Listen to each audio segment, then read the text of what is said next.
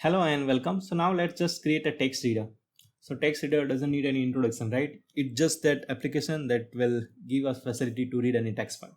So let me just show you that application that we are going to create next. So from this open button, you can select any text file. So here it is saying that we need to select any text file. So I would click on this guy. So you can see the text file is selected. And there is some random text we are able to see here.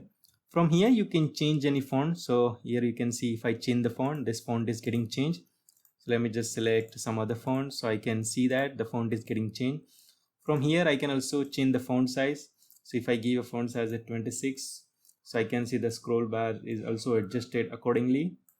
So I can give any random size. So let me just give it 23. I can change it to 15. I can also change it to any font I want. So here we are able to see that font is getting changed. So this is a nice of cool font. Okay. So, and also the one more thing is that we can also save this text. So let me just delete this whole text and let me just write a new text. So I would just say that Python is the best programming language, right? Okay. So I have deleted the older text.